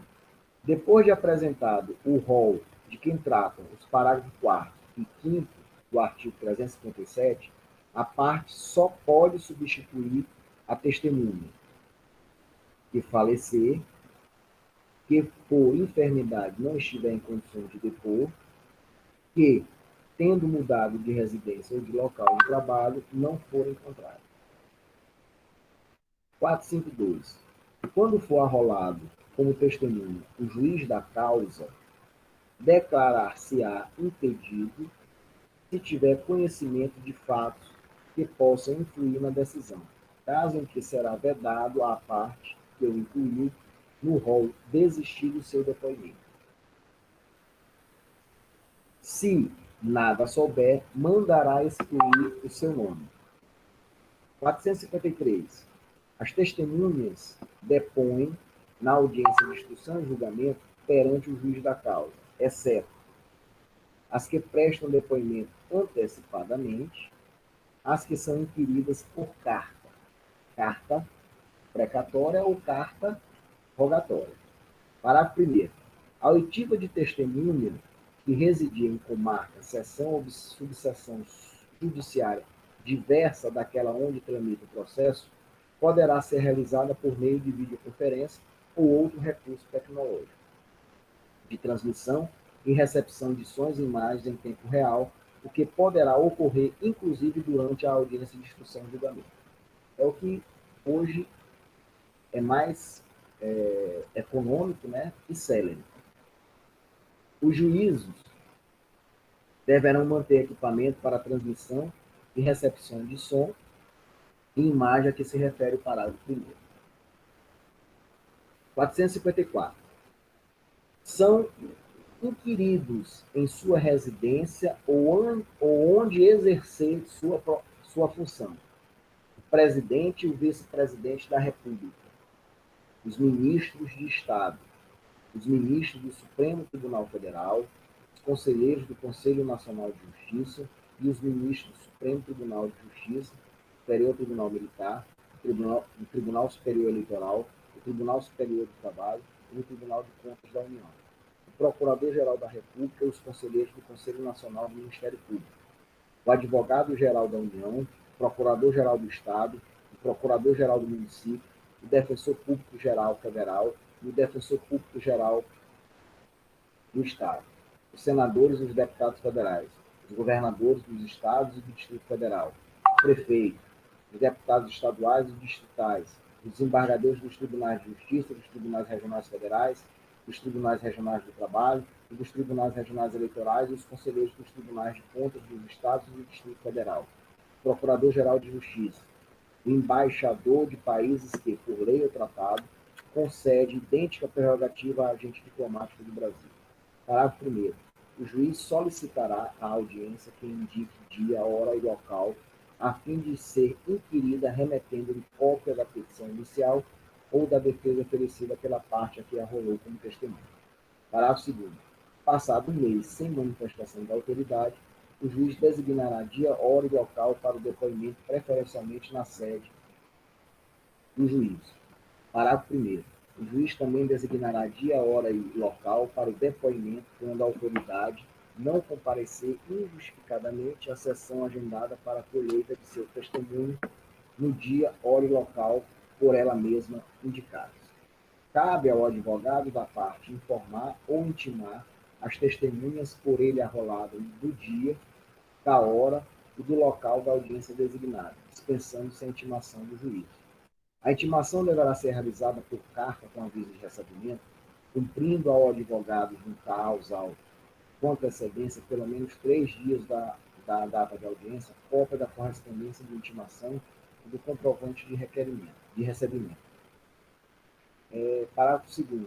A parte pode comprometer-se a levantar a testemunha à audiência, independentemente da intimação de que trata o parágrafo 1º, presumindo-se, caso a testemunha não compareça, que a parte desistiu da sua inquirição. levar a testemunha em banca. Então, a parte leva a testemunha sem intimá-la ou sem pedir para intimá-la. Aí, na realização da intimação a que se refere o parágrafo 1º, importa a desistência da inquirição da testemunha. Parágrafo 4º. A intimação será feita pela via judicial quando for frustrada a intimação prevista no parágrafo 1º desse artigo, sua necessidade for devidamente demonstrada pela parte ao juiz. Figurar no rol de testemunha servidor público ou militar, hipótese em que o juiz o requisitará ao chefe da repartição ou ao comando do corpo em que servir. Inciso 4º. A testemunha houver sido arrolada pelo Ministério Público ou pela Defensoria Pública. Inciso 5º. A testemunha for uma daquelas previstas no artigo 454. Parágrafo 5º. A testemunha que, intimada na forma do parágrafo 1º ou do parágrafo 4º, deixar de comparecer sem motivo justificado, será conduzida e responderá por despesas do adiamento. 456. O juiz inquirirá as testemunhas separada e judicialmente e sucessivamente, primeiro as do autor e depois as do réu. Tá? Então, olha só. Primeiro tem que inquirir, tem que perguntar para as testemunhas do autor, tá? Aí o juiz pergunta, depois o advogado do réu, depois o advogado do autor, tá? As testemunhas. Aí, no das testemunhas, o juiz pergunta primeiro o advogado do autor, depois o advogado do réu, tá? O juiz poderá alternar a ordem estabelecida no caput se as partes concordarem. Antes de depor, a testemunha será qualificada, declarará ou confirmará seus dados e informará se tem relações de parentesco com a parte ou interesse no objeto do processo. Outra coisa importante, tá? Que eu já vi várias testemunhas, quando elas não são preparadas, né, pelo advogado, quando o juiz pergunta, a senhora tem algum interesse nessa causa? Aí a testemunha diz, tenho sim. Eu tenho interesse que João de Deus ganhe a causa, né? Porque ele tem direito e tal. Imediatamente essa testemunha já não é mais testemunha, tá? Ela já se torna suspeita. Então vocês têm que falar com a testemunha, né? Justamente isso. Vai ter essa pergunta, a senhora não tem que dizer que a senhora tem interesse na causa, não. A senhora não tem interesse que um ou outro vença, não. A senhora tem interesse em ajudar a justiça. Tá? Então, por isso que é bom a conversa com a testemunha.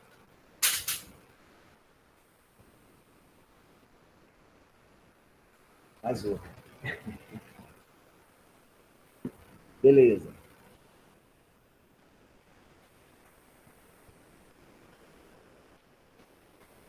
Parágrafo 1º. É lícito à parte contraditar a testemunha, arguindo-lhe a incapacidade, o impedimento ou a suspeição, bem como, caso a testemunha negue os fatos que lhe são imputados, provar a contradita com documentos ou com testemunhas até 3 apresentadas no ato e inquiridas em separado. Tá? Parágrafo 2º. Sendo provados ou confessados os fatos a que se refere o parágrafo 1º, o juiz dispensará a testemunha ou lhe tomará o depoimento como informante. A testemunha pode requerer ao juiz que a excuse de depor, alegando os motivos previstos nesse código, decidindo o juiz de plano após ouvidas as partes. 458. Ao início da inquirição, a testemunha prestará o compromisso de dizer a verdade, o que souber e lhe for perguntado. Parágrafo 1. O juiz advertirá a testemunha que incorre em sanção penal quem faz afirmação falsa, cala ou oculta a verdade.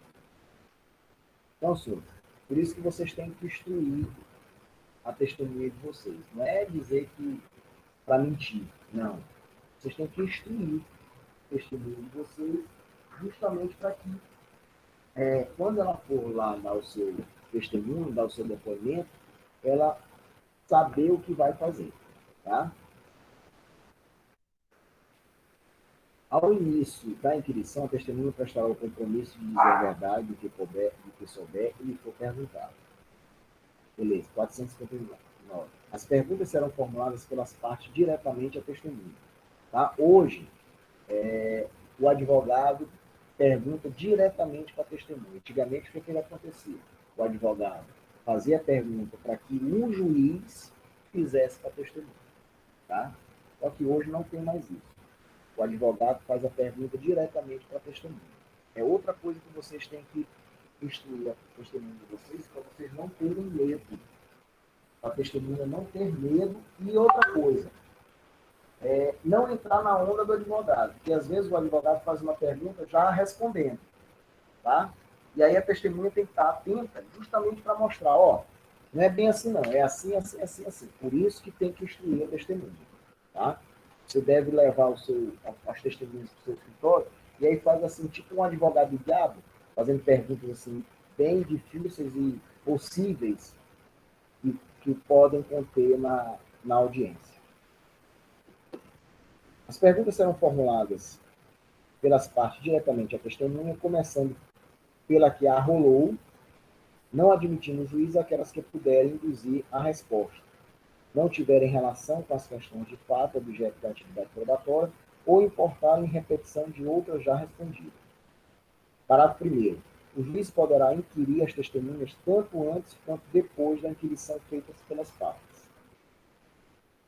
Parágrafo 2º. As testemunhas devem ser tratadas com urbanidade, ou seja, com educação, não se lhes fazendo perguntas ou considerações impertinentes, capciosas ou vexatórias. Então, você, como advogado, você não pode deixar que o advogado, o outro advogado, faça perguntas vexatórias, trate a testemunha de forma desrespeitosa. Então, você tem que estar atento, tá? Perguntas capciosas, tem que estar sempre atento. Parágrafo 3º. As perguntas que o juiz indeferir serão transcritas em termo, se a parte o requerer. Porque, às vezes, você faz uma pergunta e o juiz diz assim, não, doutor, essa daí não. Aí você diz, excelência, por favor, reduza a termo essa pergunta. Mesmo que vossa excelência não queira que seja respondido. Mas, por favor, reduza a termo. Tá? Porque fica registrado que você fez essa pergunta. 460. O depoimento poderá ser documentado por meio de gravação. Parágrafo 1º. Quando digitado ou registrado por taquigrafia, estenotipia ou outro método idôneo de documentação, o depoimento será assinado pelo juiz, pelo depoente e pelos procuradores.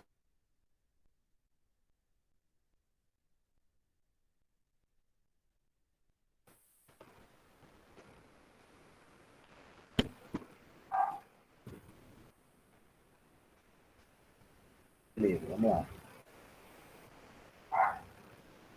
Se houver recurso em processo em autos não eletrônicos, o depoimento somente será digitado quando for impossível o envio de sua documentação eletrônica. Parágrafo 3º. Tratando-se de autos eletrônicos, observar-se-á o disposto nesse código e na legislação específica sobre a prática eletrônica de atos processuais. 461.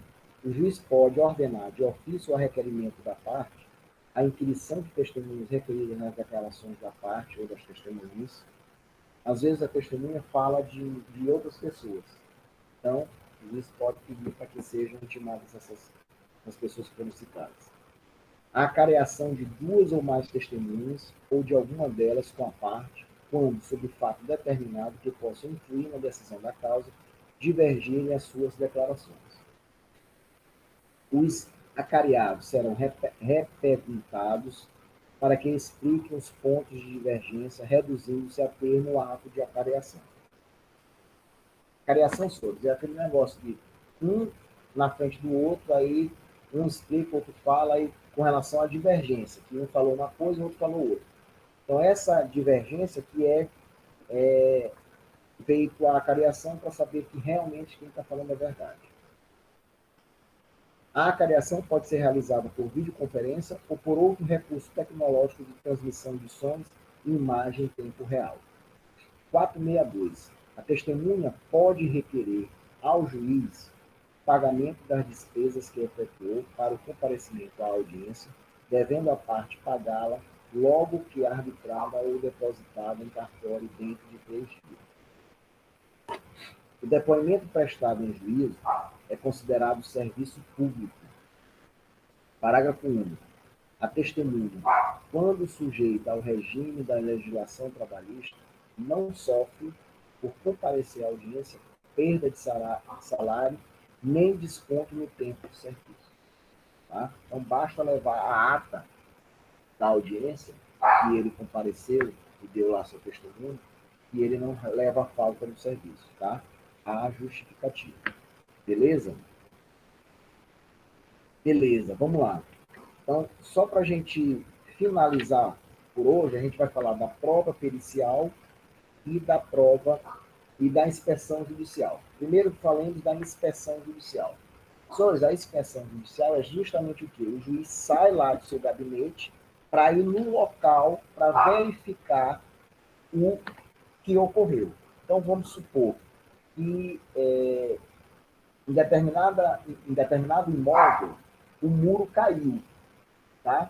Então, o juiz vai lá em loco para verificar como é que o muro está, como é que o muro caiu, em que parte que ele caiu.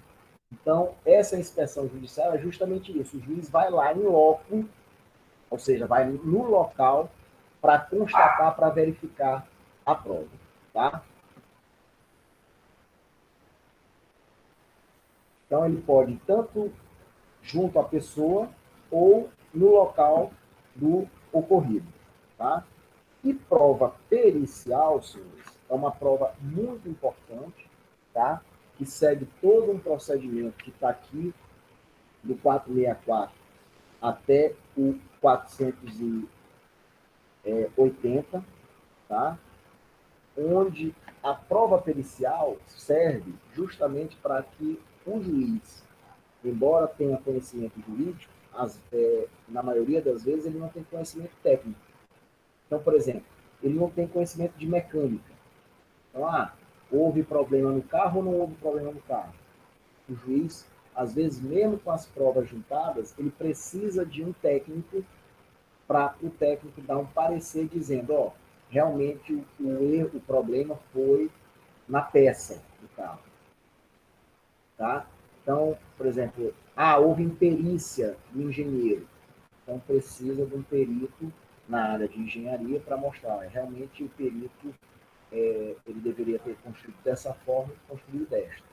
Então, o juiz nem sempre ele tem conhecimento de tudo. Tá?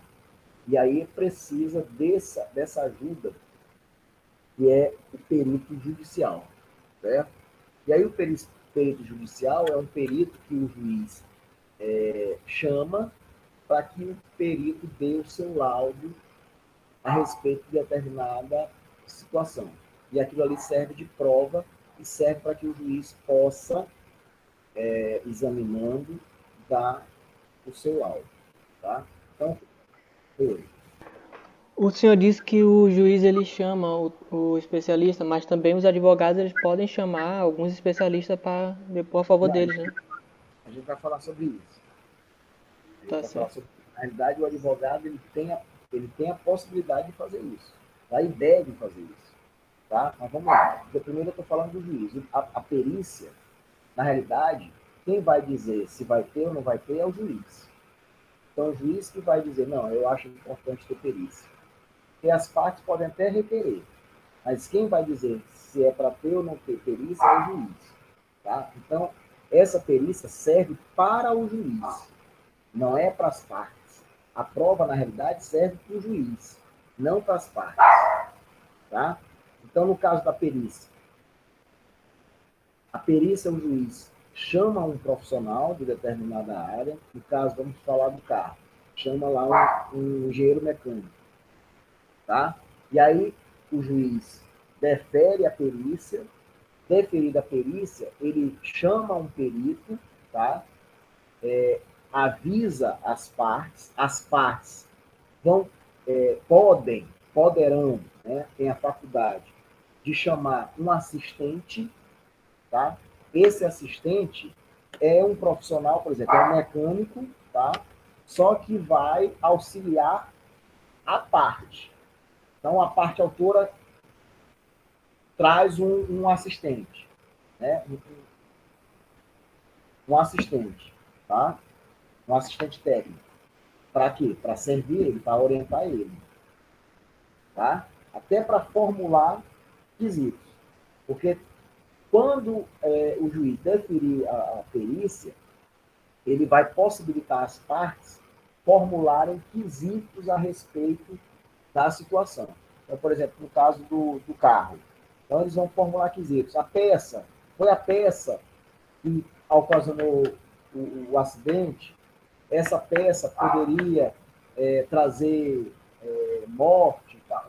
Fazer quesitos. Então, o assistente ele vai ajudar as partes e o perito vai ajudar no processo, o juiz, tá? Então, só um minutinho.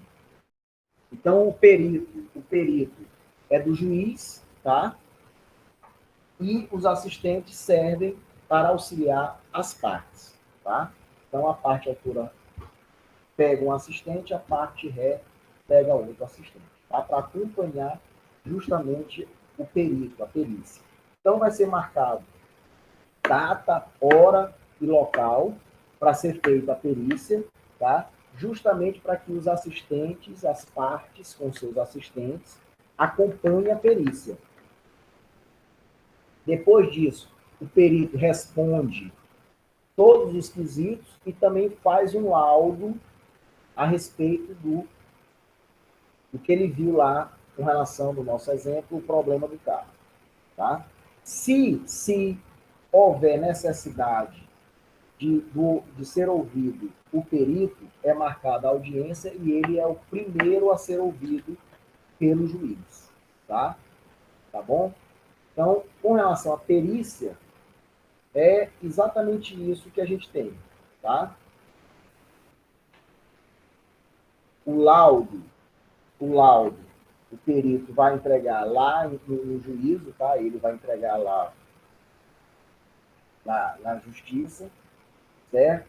Depois vai ser possibilitado para que os assistentes verifiquem se tiver alguma coisa, se tiver novas perguntas, eles podem fazer também, tá? E o juiz, tá, senhor? Só coisa importante, o juiz ele não está vinculado a julgar de acordo com o laudo pericial, tá? Ele pode ou não pode julgar conforme o que foi dado no laudo, que eu acho errado.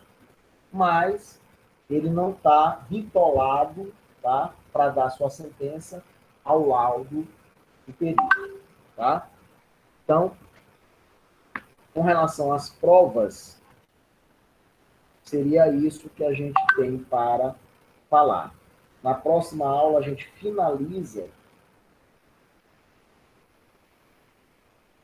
nossa matéria, tá? Falando da sentença e da coisa julgada. Beleza? Credo, professor, mas são muitos assuntos, né? Não, mas aí não se preocupe não que a gente vai escolher quais os assuntos que vão cair na prova. Tá? Que a gente está desde o 332, né? Já chegando no 500 aqui. Infelizmente, eu peguei essa parte aí, que é a parte gigante do processo civil. Então, é muita matéria mesmo. É muita coisa. Tá? Mas aí a gente faz o seguinte, na próxima aula, depois que a gente finalizar nosso conteúdo, a gente escolhe a matéria, tá? A gente vai sugerindo qual é a matéria que cai na prova. Pode ser assim? Para não ficar uma coisa muito gigante para vocês. Tá bom, Pode professor. ser. Né? É melhor. Não, com certeza. Eu sei que vocês não têm só processo civil. Aí a gente vê Verdade, professor. Eu estou com 10 matérias esse semestre. Aí a gente vê quais são as matérias que a gente escolhe para a nossa prova. Tá? Nossa prova é dia 7, é?